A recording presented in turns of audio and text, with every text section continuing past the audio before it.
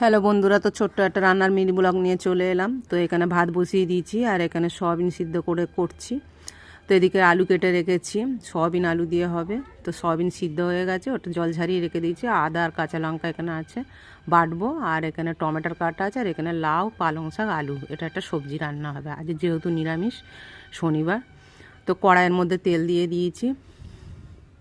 এদিকে পালং শাকটা রান্না করব। তো শুকনো লঙ্কা, তেজপাতা আর পাঁচ ফোড়ন, তো এটা দিয়ে তেলটা গরম গরম হচ্ছে।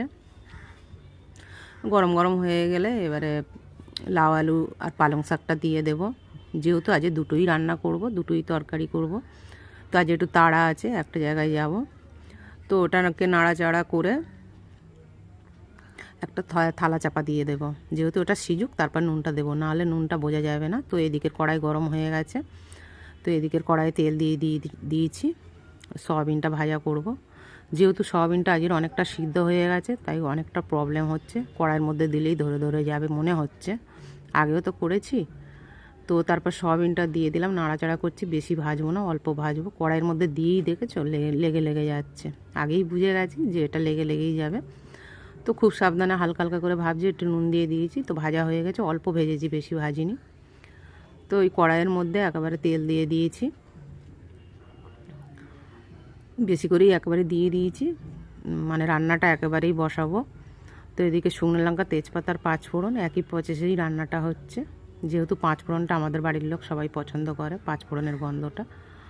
তো এটা ভাজা নয়, ওটা একটুখানি মানে গরম হয়ে গেছে। ওর মধ্যে আলুটা একবার দিয়ে দিয়েছি বেশি করে তেল দিয়ে। যেহেতু আলুটা এই তেলেই ভাজা, এইভাবেই ভাজা করে নেবো, আলাদা করে আর আলুটা ভাজা করিনি।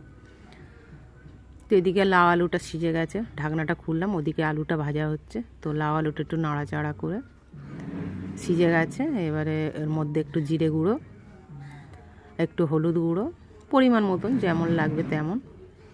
তার একটু নুন, অল্প নুন, বেশি নুন দেওয়া যাবে না, যেহেতু লাউটা আরও সিজে যাবে। আর আদা কাঁচা লঙ্কা বাটা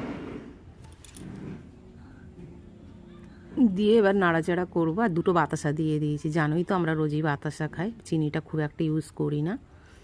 তো নাড়াচাড়া করছি। এবার একটু কষাবো ভালো করে, যেহেতু লাউ থেকে অনেকটাই জল বেরোবে। আর এদিকে আলুটা তো ভাজা হচ্ছে, আলুটাকে লাল লাল করে ভাজবো, তার জন্য ভাজা হচ্ছে।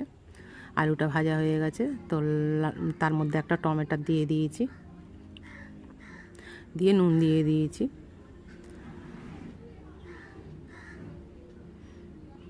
তো তারপর জিরে গুঁড়ো